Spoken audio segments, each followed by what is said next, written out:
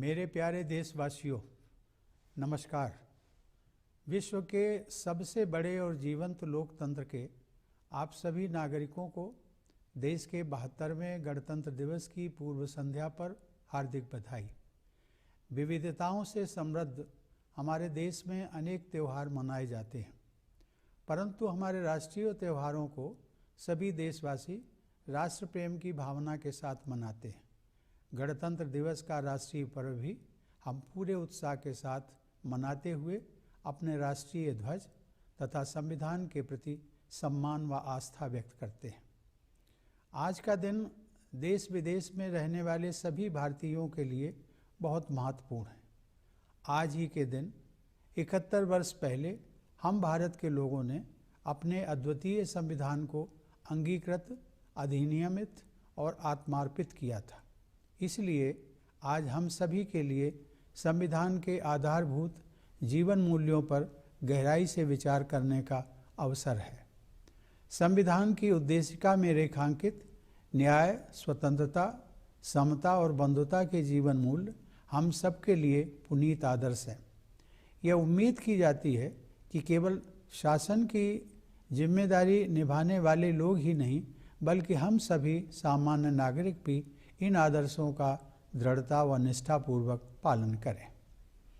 लोकतंत्र को आधार प्रदान करने वाली इन चारों अवधारणाओं को संविधान के आरंभ में ही प्रमुखता से रखने का निर्णय हमारे प्रबुद्ध संविधान निर्माताओं ने बहुत सोच समझकर लिया था। इन्हीं आदर्शों ने हमारे स्वतंत्रता संग्राम को भी दिशा प्रदान की थी। बाल गंगाधर तिलक, लाला लाजपत राय, महात्मा गांधी और सुभाष चंद्र बोस जैसे अनेक महान जननायकों और विचारकों ने हमारे स्वतंत्रता संग्राम को प्रेरित किया था। मातृभूमि के स्वर्णिम भविष्य की उनकी परिकल्पनाएं अलग अलग थीं, परंतु न्याय, स्वतंत्रता, समता और बंधुता के मूल्यों ने उनके सपनों को एक सूत्र में पिरोने का काम किया। मैं सोचता हूं कि हम सबको अतीत में और भी पीछे जाकर यह जानने का प्रयास करना चाहिए कि यही मूल्य हमारे राष्ट्र निर्माताओं के लिए आदर्श क्यों बने।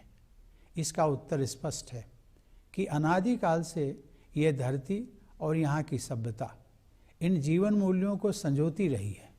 न्याय, स्वतंत्रता, समता और बंधुता हमारे जीवन दर्शन के शाश्वत सिद्धांत हैं। इनका अनवरत प्रवाह हमारी सभ्यता के आरंभ से ही हम सब के जीवन को समृद्ध करता रहा है। हर नई पीढ़ी का यह दायित्व है कि समय के अनुरूप इन मूल्यों की सार्थकता स्थापित करे। हमारे स्वतंत्रता सेनानियों ने यह दायित्व अपने समय में बखूबी निभाया था। उसी प्रकार आज के संदर्भ में हमें भी उन मूल्यों को सार्थक और उपयोगी बनाना है। इन्हीं सिद्धांतों से आलोकित पथ पर हमारी विकास यात्रा को निरंतर आगे बढ़ते रहना चाहिए। मेरे प्यारे देशवासियों, इतनी विशाल आबादी वाले हमारे देश को खाद्यान्न एवं डेयरी उत्पादों में आत्मनिर्भर बनाने वाले हमारे किसान भाई बहनों का सभी देशवासी हृदय से अभिनंदन करते हैं। विपरीत प्राकृतिक परिस्थितियों, अनेक चुनौतियों और कोविड की आपदा के बावजूद हमारे किसान भाई बहनों ने कृषि उत्पादन में कोई कमी नहीं आने दी। यह कृतज्ञ देश हमारे अन्नदाता किसानों के कल्याण के लिए पूर्णतया प्रतिबद्ध है। जिस प्रकार हमारे परिश्रमी किसान देश की खाद्य सुरक्षा को सुनिश्चित करने में सफल रहे हैं, उसी तरह हमारी सेनाओं के बहादुर जवान कठोरतम परिस्थितियों में देश की सीमाओं की सुरक्षा करते रहे हैं। लद्दाख में स्थित सियाचिन व गलवान घाटी में -50 से 60 डिग्री सेंटीग्रेड तापमान में सब कुछ जमा देने वाली सर्दी से लेकर जैसलमेर में 50 डिग्री सेंटीग्रेड से ऊपर के तापमान में झुलसा देने वाली गर्मी में धरती, आकाश और विशाल तटीय क्षेत्रों में हमारे सेनानी भारत की सुरक्षा का दायित्व हर पल निभाते हैं। हमारे सैनिकों की बहादुरी, देश प्रेम और बलिदान पर हम सभी देशवासियों को गर्व है। खाद्य सुरक्षा, सैन्य सुरक्षा, आपदाओं तथा बीमारी से सुरक्षा एवं विकास के विभिन्न क्षेत्रों में हमारे वैज्ञानिकों ने अपने योगदान से राष्ट्रीय प्रयासों को शक्ति दी है। अंतरिक्ष से लेकर खेत खलिहानों तक, शिक्षण संस्थानों से लेकर अस्पतालों तक वैज्ञानिक समुदाय ने हमारे जीवन और कामकाज को बेहतर बनाया है। दिन रात परिश्रम करते हुए कोरोना वायरस को डीकोड करके तथा बहुत कम समय में ही वैक्सीन को विकसित करके हमारे वैज्ञानिकों ने पूरी मानवता के कल्याण हेतु एक नया इतिहास रचा है।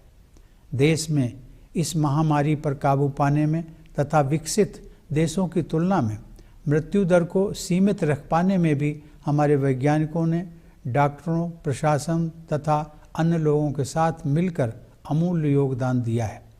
इस प्रकार हमारे सभी किसान, जवान और वैज्ञानिक विशेष बधाई के पात्र हैं और कृतज्ञ राष्ट्र गणतंत्र दिवस के शुभ अवसर पर इन सभी का अभिनंदन करता है। प्यारे देशवासियों, पिछले वर्ष जब पूरी मानवता एक विकराल आपदा का सामना करते हुए ठहर सी गई थी, उस दौरान मैं भारतीय संविधान के मूल तत्वों पर मनन करता रहा। मेरा मानना है कि बंधुता के हमारे संवैधानिक आदर्श के बल पर ही इस संकट का प्रभावी ढंग से सामना करना संभव हो सका है। कोरोना वायरस रूपी शत्रु के सम्मुख देशवासियों ने परिवार की तरह एकजुट होकर अनुकरणीय त्याग, सेवा और बलिदान का परिचय देते हुए एक दूसरे की रक्षा की है। मैं यहाँ उन डॉक्टरों, नर्सों, स्वास्थ्य कर्मियों, स्वास्थ्य सेवाओं से जुड़े प्रशासकों और सफाई कर्मियों का उल्लेख करना चाहता हूँ, जिन्होंने अपनी जान जोखिम में डालकर पीड़ितों की देखभाल की है। बहुतों ने तो अपने प्राण भी गंवा दिए। इनके साथ साथ इस महामारी ने देश के लगभग 1.5 लाख नागरिकों को अपनी चपेट में ले लिया। उन सभी के शोक संतप्त परिवारों के प्रति मैं अपनी संवेदना प्रकट करता हूँ। कोरोना के मोर्चे पर अग्रिम पंक्ति के योद्धाओं के रूप में हमारे साधारण नागरिकों ने असाधारण योगदान दिया है। आने वाली पीढ़ियों के लोग जब इस दौर का इतिहास जानेंगे तो इस आकस्मिक संकट का जिस साहस के साथ आप सब ने सामना किया है, उसके प्रति वे श्रद्धा से नतमस्तक हो जाएंगे। भारत की घनी आबादी, सांस्कृतिक परंपराओं की विविधता तथा प्राकृतिक व भौगोलिक चुनौतियों के कारण कोविड से बचाव के उपाय करना हम सब के लिए कहीं अधिक चुनौती भरा काम था। चुनौतियों के बावजूद इस वायरस के प्रकोप पर काबू पाने में हम काफ़ी हद तक सफल रहे हैं। इस गंभीर आपदा के बावजूद हमने अनेक क्षेत्रों में अपनी गतिविधियों को सफलतापूर्वक आगे बढ़ाया है। इस महामारी के कारण हमारे बच्चों और युवा पीढ़ी की शिक्षा प्रक्रिया के बाधित होने का खतरा पैदा हो गया था, लेकिन हमारे संस्थानों और शिक्षकों ने नई टेक्नोलॉजी को शीघ्रता से अपनाकर यह सुनिश्चित किया कि विद्यार्थियों की शिक्षा निरंतर चलती रहे। बिहार जैसी घनी आबादी वाले राज्य तथा जम्मू कश्मीर व लद्दाख जैसे दुर्गम व चुनौती भरे क्षेत्रों में स्वतंत्र, निष्पक्ष और सुरक्षित चुनाव संपन्न कराना हमारे लोकतंत्र एवं चुनाव आयोग की सराहनीय उपलब्धि रही है। टेक्नोलॉजी की सहायता से न्यायपालिका ने न्याय उपलब्ध कराने की प्रक्रिया जारी रखी। ऐसी उपलब्धियों की सूची बहुत बड़ी है। आर्थिक गतिविधियों को शुरू करने के लिए अनलॉकिंग की प्रक्रिया को सावधानी के साथ चरणबद्ध तरीके से लागू किया गया। यह तरीका कारगर सिद्ध हुआ तथा अर्थव्यवस्था में फिर से मजबूती के संकेत दिखाई देने लगे। हाल ही में दर्ज की गई जीएसटी की रिकॉर्ड वृद्धि और विदेशी निवेश के लिए आकर्षक अर्थव्यवस्था के रूप में भारत का उभरना तेजी से हो रही हमारी इकोनॉमिक रिकवरी के सूचक हैं। सरकार ने मध्यम और लघु उद्योगों को प्रोत्साहित किया है, आसान ऋण प्रदान करके उद्यमशीलता को बढ़ावा दिया है और व्यापार में इनोवेशन को प्रेरित करने के लिए अनेक कदम उठाए हैं। मेरे प्यारे देशवासियों, विगत वर्ष की विपरीत परिस्थितियों ने हमारे उन संस्कारों को जगाया है जो हम लोगों के हृदय में सदा से विद्यमान रहे हैं। समय की मांग के अनुरूप हमारे देशवासियों ने हर क्षेत्र में अपनी क्षमताओं का प्रदर्शन किया और खुद से पहले दूसरों के हित को प्राथमिकता दी। समस्त मानवता के लिए सहानुभूति, सेवा और बंधुता की इन गहरी भावनाओं ने ही हजारों वर्षों से हमें एकजुट बनाए रखा है। हम भारतवासी मानवता के लिए जीते भी हैं और मरते भी हैं। इसी भारतीय आदर्श को महान कवि मैथिली शरण गुप्त ने इन शब्दों में व्यक्त किया है। उसी उदार की सदा सजीव कीर्ति कूजती, तथा उसी उदार को समस्त सृष्टि पूजती। अखंड आत्मभाव जो असीम विश्व में भरे, वही मनुष्य है कि जो मनुष्य के लिए मरे। मुझे विश्वास है कि मानव मात्र के लिए असीम प्रेम और बलिदान की यह भावना हमारे देश को उन्नति के शिखर तक ले जाएगी। मेरे विचार में सन 2020 को सीख देने वाला वर्ष मानना चाहिए। पिछले वर्ष के दौरान प्रकृति ने बहुत कम समय में ही अपना स्वच्छ और निर्मल स्वरूप फिर से प्राप्त कर लिया था। ऐसा साफ सुथरा प्राकृतिक सौंदर्य बहुत समय के बाद देखने को मिला। इस प्रकार प्रकृति ने यह स्पष्ट संदेश दिया कि छोटे छोटे प्रयास केवल मजबूरी नहीं बल्कि बड़े प्रयासों के पूरक होते हैं। मुझे विश्वास है कि भविष्य में इस तरह की महामारियों के खतरे को कम करने के उद्देश्य से जलवायु परिवर्तन के मुद्दे को विश्व स्तर पर प्राथमिकता दी जाएगी। मेरे प्यारे देशवासियों, आपदा को अवसर में बदलते हुए प्रधानमंत्री ने आत्मनिर्भर भारत अभियान का आह्वान किया। हमारा जीवंत लोकतंत्र, हमारे कर्मठ व प्रतिभावान देशवासी, विशेषकर हमारी युवा आबादी आत्मनिर्भर भारत के निर्माण के हमारे प्रयासों को ऊर्जा प्रदान कर रहे हैं। वस्तुओं और सेवाओं के लिए हमारे देशवासियों की मांग को पूरा करने के घरेलू प्रयासों द्वारा तथा इन प्रयासों में आधुनिक टेक्नोलॉजी के प्रयोग से भी इस अभियान को शक्ति मिल रही है। इस अभियान के तहत माइक्रो, स्मॉल और मीडियम एंटरप्राइजेस को बढ़ावा देकर तथा स्टार्टअप इकोसिस्टम को और अधिक मजबूत बनाकर आर्थिक विकास के साथ साथ रोजगार उत्पन्न करने के भी कदम उठाए गए हैं। आत्मनिर्भर भारत अभियान एक जन आंदोलन का रूप ले रहा है। यह अभियान हमारे उन राष्ट्रीय संकल्पों को पूरा करने में भी सहायक होगा जिन्हें हमने नए भारत की परिकल्पना के तहत देश की आज़ादी के 75वें वर्ष तक यानी सन 2022 तक हासिल करने का लक्ष्य रखा है। हर परिवार को बुनियादी सुविधाओं से युक्त पक्का मकान दिलाने से लेकर किसानों की आय को दोगुना करने तक ऐसे महत्वपूर्ण लक्ष्यों की तरफ बढ़ते हुए हम अपनी आज़ादी की 75वीं वर्षगांठ के ऐतिहासिक पड़ाव तक पहुंचेंगे। नए भारत के समावेशी समाज का निर्माण करने के लिए हम शिक्षा, स्वास्थ्य, पोषाहार, वंचित वर्गों के उत्थान और महिलाओं के कल्याण पर विशेष बल दे रहे हैं। हमारी यह मान्यता है कि विपरीत परिस्थितियों से कोई न कोई सीख मिलती है। उनका सामना करने से हमारी शक्ति व आत्मविश्वास में वृद्धि होती है।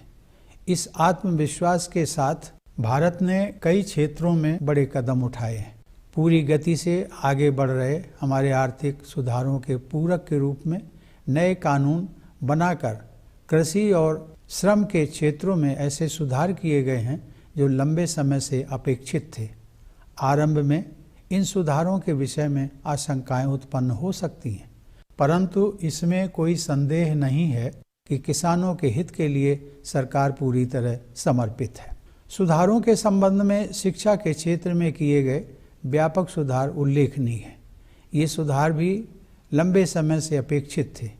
ये भी कृषि एवं श्रम सुधारों के समान ही महत्वपूर्ण हैं, लेकिन कहीं अधिक बड़ी संख्या में लोगों के जीवन को सीधे प्रभावित करने वाले हैं। 2020 में घोषित राष्ट्रीय शिक्षा नीति में प्रौद्योगिकी के साथ साथ परंपरा पर भी जोर दिया गया। इसके द्वारा एक ऐसे नए भारत की आधारशिला रखी गई है जो अंतर्राष्ट्रीय मंच पर ज्ञान केंद्र के रूप में उभरने की आकांक्षा रखता है। नई शिक्षा प्रणाली विद्यार्थियों की आंतरिक प्रतिभा को विकसित करेगी और उन्हें जीवन की चुनौतियों का सामना करने में सक्षम बनाएगी। सभी क्षेत्रों में संकल्प और दृढ़ता के साथ आगे बढ़ते जाने के अच्छे परिणाम सामने आ रहे हैं। कोरोना की लगभग 1 वर्ष की अप्रत्याशित अग्नि परीक्षा के बावजूद भारत हताश नहीं हुआ है, बल्कि आत्मविश्वास से भरपूर होकर उभरा है। हमारे देश में आर्थिक मंदी थोड़े समय के लिए ही रही, अब हमारी अर्थव्यवस्था पुनः गतिशील हो गई है। आत्मनिर्भर भारत ने कोरोना वायरस से बचाव के लिए अपनी खुद की वैक्सीन भी बना ली है। अब विशाल पैमाने पर टीकाकरण का जो अभियान चल रहा है वह इतिहास में अपनी तरह का सबसे बड़ा प्रकल्प होगा। इस प्रकल्प को सफल बनाने में प्रशासन एवं स्वास्थ्य सेवाओं से जुड़े लोग पूरी तत्परता से कार्यरत हैं। मैं देशवासियों से आग्रह करता हूं कि आप सब दिशा निर्देशों के अनुरूप अपने स्वास्थ्य के हित में इस वैक्सीन रूपी संजीवनी का लाभ अवश्य उठाएं और इसे जरूर लगवाएं। आपका स्वास्थ्य ही आपकी उन्नति के रास्ते खोलता है। आज भारत को सही अर्थों में फार्मेसी ऑफ द वर्ल्ड कहा जा रहा है, क्योंकि हम अनेक देशों के लोगों की पीड़ा को कम करने और महामारी पर काबू पाने के लिए दवाएं तथा स्वास्थ्य सेवा के अन्य उपकरण विश्व के कोने कोने में उपलब्ध कराते रहे हैं। अब हम वैक्सीन भी अन्य देशों को उपलब्ध करा रहे हैं। मेरे प्यारे देशवासियों, पिछले साल कई मोर्चों पर अनेक चुनौतियां हमारे सामने आईं। हमें अपनी सीमाओं पर विस्तारवादी गतिविधियों का सामना करना पड़ा, लेकिन हमारे बहादुर सैनिकों ने उन्हें नाकाम कर दिया। ऐसा करते हुए हमारे 20 जवान वीरगति को प्राप्त हो गए। सभी देशवासी उन अमर जवानों के प्रति कृतज्ञ हैं। हालांकि हम शांति के लिए अपनी प्रतिबद्धता पर अटल हैं, फिर भी हमारी थल सेना, वायुसेना और नौसेना हमारी सुरक्षा के विरुद्ध किसी भी दुस्साहस को विफल करने के लिए पूरी तैयारी के साथ तैनात हैं। प्रत्येक परिस्थिति में अपने राष्ट्रीय हितों की रक्षा करने के लिए हम पूरी तरह सक्षम हैं। भारत के सुदृढ़ और सिद्धांतपरक रवैये के विषय में अंतर्राष्ट्रीय समुदाय भली भांति अवगत है। भारत प्रगति के पथ पर आगे बढ़ते हुए विश्व समुदाय में अपना समुचित स्थान बना रहा है। पिछले कुछ वर्षों में भारत का प्रभाव क्षेत्र और अधिक विस्तृत हुआ है तथा इसमें विश्व के व्यापक क्षेत्र शामिल हुए हैं। जिस असाधारण समर्थन के साथ इस वर्ष भारत ने अस्थायी सदस्य के रूप में सुरक्षा परिषद में प्रवेश किया है, वह इस बढ़ते प्रभाव का सूचक है। विश्व स्तर पर राजनेताओं के साथ हमारे संबंधों की गहराई कई गुना बढ़ी है। अपने जीवंत लोकतंत्र के बल पर भारत ने एक जिम्मेदार और विश्वसनीय राष्ट्र के रूप में अपनी साख बढ़ाई है। इस संदर्भ में यह हम सबके हित में है कि हम अपने संविधान में निहित आदर्शों को सूत्रवाक्य की तरह सदैव याद रखें। मैंने यह पहले भी कहा है और मैं आज पुनः इस बात को दोहराऊंगा कि राष्ट्रपिता महात्मा गांधी के जीवन और विचारों पर मनन करना हमारी दिनचर्या का हिस्सा होना चाहिए। हमें हर संभव प्रयास करना है कि समाज का एक भी सदस्य दुखी या अभावग्रस्त न रह जाए। समता हमारे गणतंत्र के महान यज्ञ का बीज मंत्र है।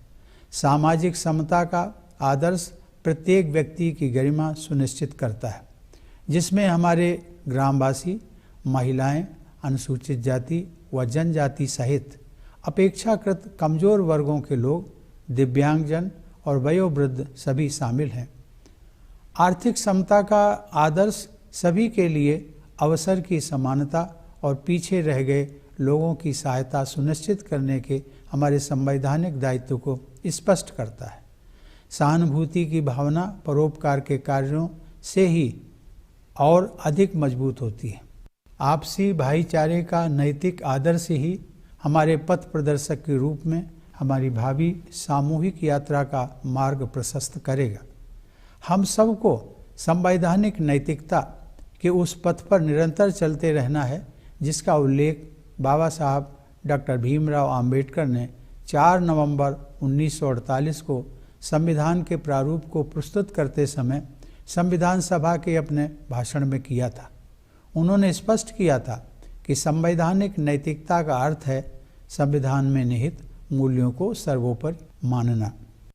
मेरे प्यारे देशवासियों, हमारे गणतंत्र की स्थापना का उत्सव मनाने के इस अवसर पर मेरा ध्यान विदेशों में बसे अपने भाई बहनों की तरफ भी जा रहा है। प्रवासी भारतीय हमारे देश का गौरव हैं। दूसरे देशों में बसे भारतीयों ने विभिन्न क्षेत्रों में कामयाबी हासिल की है। उनमें से कुछ लोग राजनैतिक नेतृत्व के उच्च स्तर तक पहुँचे हैं और अनेक लोग विज्ञान, कला, शिक्षा, समाज सेवा और व्यापार के क्षेत्रों में बहुमूल्य योगदान कर रहे हैं। आप सभी प्रवासी भारतीय अपनी वर्तमान कर्मभूमि का भी गौरव बढ़ा रहे हैं। आप सबके पूर्वजों की भूमि भारत से मैं आपको गणतंत्र दिवस की हार्दिक शुभकामनाएं देता हूं। हमारे सशस्त्र बलों, अर्धसैनिक बलों और पुलिस के जवान प्रायः अपने परिवारजन से दूर रहते हुए त्यौहार मनाते हैं। उन सभी जवानों को मैं विशेष बधाई देता हूं। मैं एक बार फिर आप सभी देशवासियों को गणतंत्र दिवस की शुभकामनाएं देता हूं। धन्यवाद। जय Hind.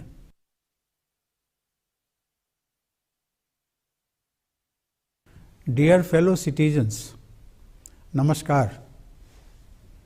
Greetings to all of you on the eve of the 72nd Republic Day of the world's largest and most vibrant democracy. In this land of ours, enriched by diversity with many festivals, our national festivals are celebrated by everyone with great patriotic fervor. We celebrate the National Festival of the Republic Day with enthusiasm and express our respect for the national flag and our faith in the Constitution. This day has come to mean a lot to all Indians living within the country and abroad.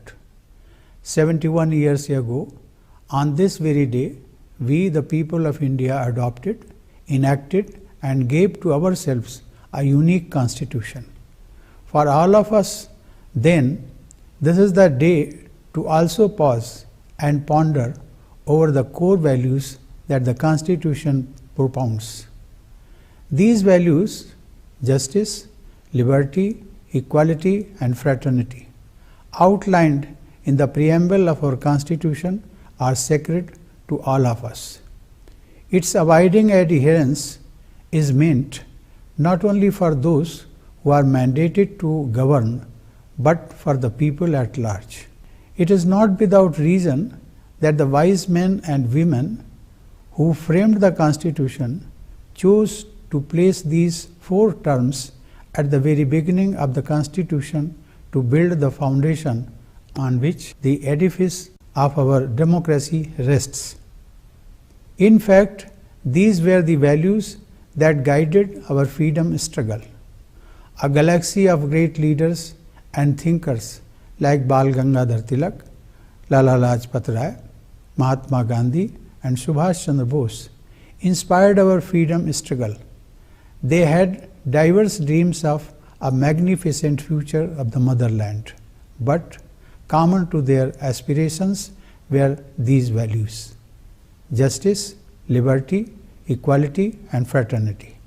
I would like that we go further back into history and inquire why precisely these values guided our nation builders. And the answer is obvious. This land and its inhabitants have cherished these ideals from the time immemorial. Justice, liberty, equality, and fraternity are perennial principles of our philosophy of life. They come to us from the dawn of this civilization through an unbroken chain. It is, of course, the task of every generation to seek out the meaning of these values for its times. As the freedom fighters did in their day, so should we in our time. These key principles should light our path to development. Dear fellow citizens, every Indian salutes our farmers who have made our vast and populous country self-reliant in food grains and dairy products.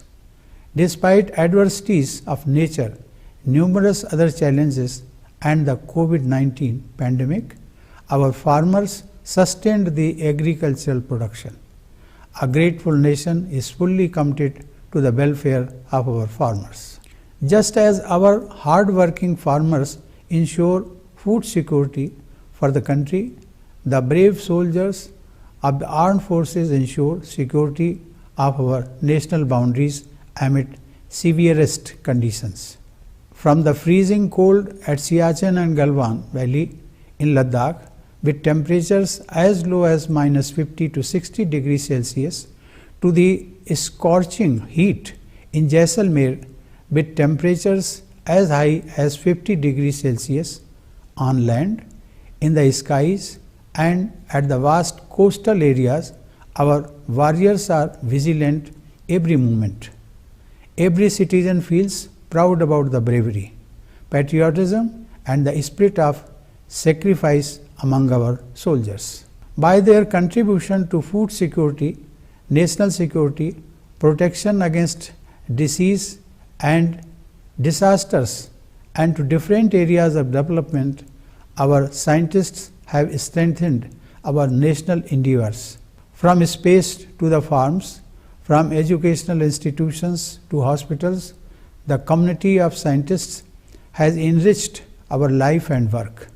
Our scientists have been working day and night for decoding the coronavirus, and they have succeeded in developing the vaccine in record time. With this accomplishment, our scientists have added a glorious chapter of contribution to the well-being of humanity. Our scientists, along with doctors, administrators, and people from other walks of life, have made major contribution in containing the virus and keeping the fatality rate lower in our country compared to that in developed countries. Thus, all our farmers, soldiers, and scientists deserve a special appreciation, and a grateful nation greets them on this auspicious occasion of the Republic Day. Dear fellow citizens, last year, as humanity almost came to a halt in the face of a calamity of gigantic proportions, I often found myself reflecting on the central message of the Constitution. Our effective response to the pandemic would not have been possible without our constitutional value of fraternity. Indians have been like a close-knit family, making exemplary sacrifices to protect each other in the face of the common enemy of coronavirus. I am thinking here of doctors, nurses, paramedics, healthcare administrators, and sanitation workers who put their own lives at risk to care for COVID-19 patients. Some of them even lost their lives. Along with them, about 1.5 lakh people became victims of this pandemic. I convey my condolences to the bereaved families. Our frontline corona warriors were ordinary citizens who turned out to be extraordinary. When the history of this tragic chapter, which is not yet over, is written, I am confident that the future generations will behold you all for the heroic response to the crisis for which no one could have truly prepared. Given our country's population density, diversity of cultural traditions, natural and geographical challenges, taking precautionary measures against COVID-19 was far more difficult for us. Yet, we have managed to check the spread of the virus to a large extent. Despite the serious calamity, we have succeeded in taking forward our activities in many spheres. The pandemic threatened to derail the young generation's learning process, but institutions and teachers quickly adopted new technology and ensured that there was no break in education. By conducting not only free and fair but also safe elections in Bihar, which has high population density, and in Union territories of Jammu and Kashmir and Ladakh, with difficulties of access and other challenges, our democracy and the Election Commission have accomplished remarkable feats. The judiciary found help in technology and continued to function and dispense justice. The list is long. In order to open up the economy, without risking the lives of the people, the process of unlocking was carefully calibrated. This has proved effective and the economy has started showing indications of recovery faster than anticipated. The latest unprecedented collection of GST and India's emergence as a most favored destination for the foreign investment are indicative of our faster economic recovery.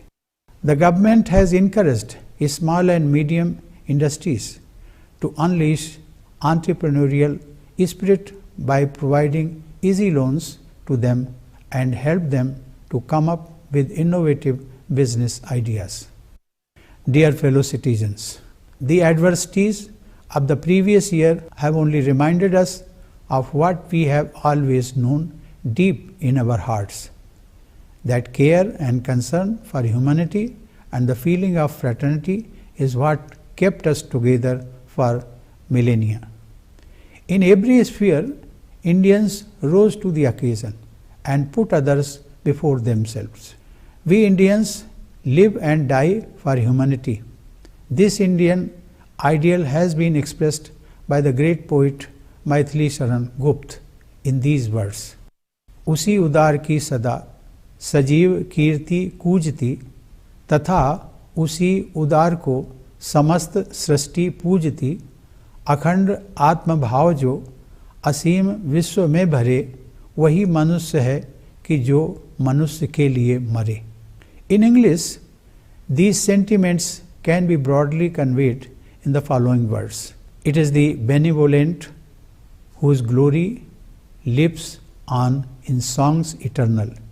It is the generous whom the world reveres forever, whose spirit of oneness fills the boundless universe. They truly are human who die for fellow beings. I am sure that this love for humanity and the spirit of sacrifice will take us to great heights. Let us look at 2020 as a year of learning. There were miracles of a revitalizing Mother Nature which taught humanity a hard lesson that the small is not expedient but complementary to the big. I am sure that with a view to reducing the risk of such pandemics, the issue of climate change will be accorded top priority at the global level.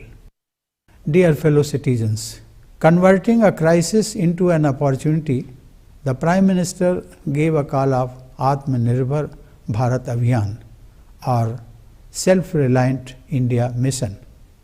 Our vibrant democracy, our enterprising and talented fellow citizens, especially the youth, energize our efforts in shaping a self-reliant India. The demand for goods and services in the country, the domestic efforts to meet them, and the use of modern technology in such efforts are strengthening Atmanirbhar Bharat Abhiyan. Under this mission, steps have been taken for economic growth as well as employment generation by promoting micro, small and medium enterprises and making the startup ecosystem more robust. It has become a movement being taken forward by the people themselves. Atmanirbhar Bharat Abhiyan is in line with the aspiration to shape a new India by the year 2022, when our country turns 75.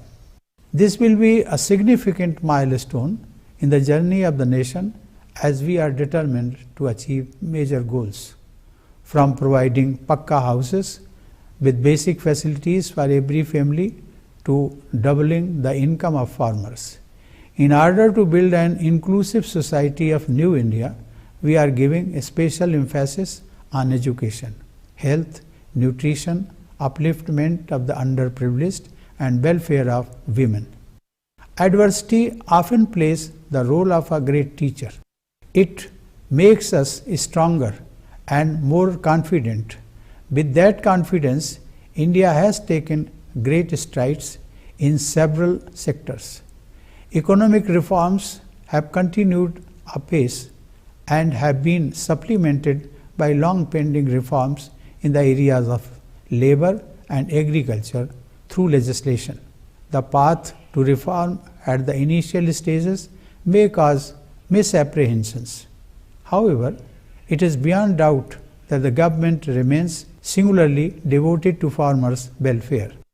Equally salient but touching more lives directly is the comprehensive reform in education which was long overdue. The National Education Policy 2020, with its stress on tradition as well as technology, will lay the foundation of a new India which aspires to emerge as a knowledge hub on the international stage. This reform promises to incubate innate talent of students and ignite their minds to take up the challenges of life. The net outcome of all these efforts is before us. After about a year of this unforeseen ordeal, India today stands not despondent but confident. The slowdown has turned out to be transitory as the economy has regained its dynamism. A self-reliant India has manufactured its own vaccine for COVID-19 and is now undertaking a mass vaccination drive, which will be the largest exercise of its kind in history. The administration and health services are working with full readiness to make this exercise a success. I urge upon the countrymen to utilize this lifeline and get vaccinated as per guidelines. Your health opens the way for your advancement.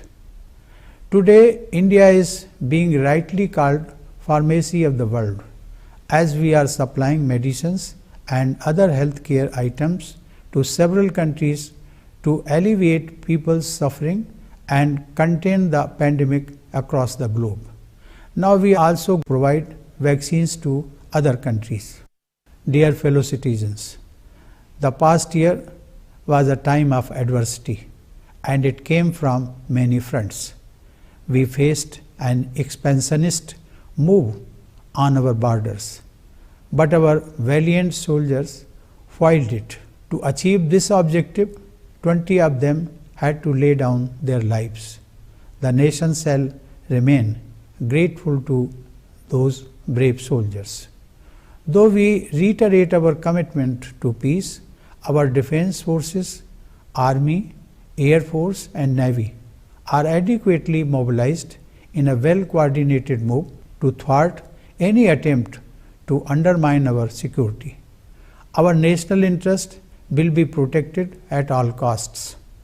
We have also ensured a widespread understanding in the international community of India's firm and principled stand. India is moving forward and taking its rightful place in the world. During the recent years, its arc of influence has been expanding and encompassing the larger part of the world. The manner in which India got overwhelming support of the international community for its entry as non-permanent member of the Security Council this year is indicative of that influence. The quality of our engagement with leaders across the world has enhanced manifold. India, with its vibrant democracy, has rightfully earned its respect as a responsible and trustworthy nation. We would do well to keep reminding ourselves of our constitutional mantras.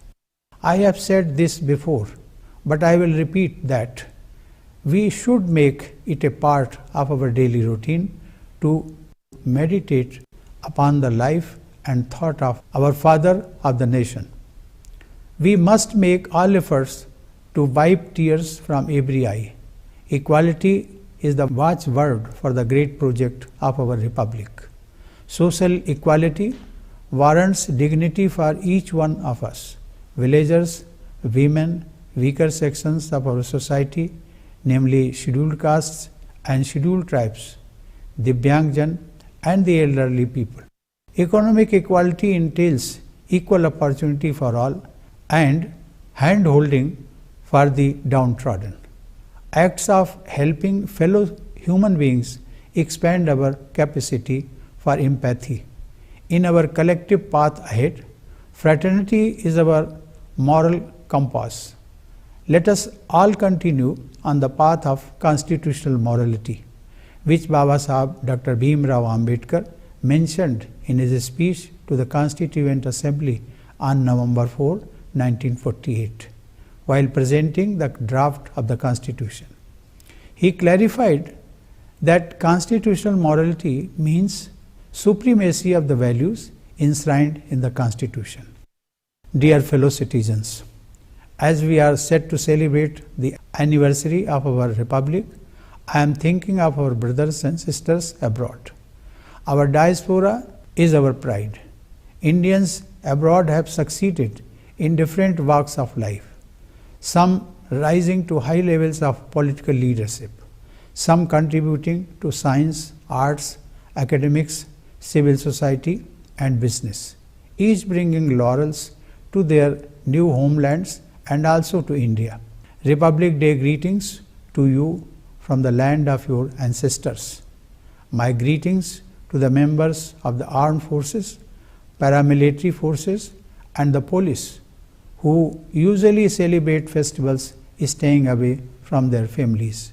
My special greetings to all those Jawans. I once again congratulate you all for the Republic Day. Thank you. Jai Hind.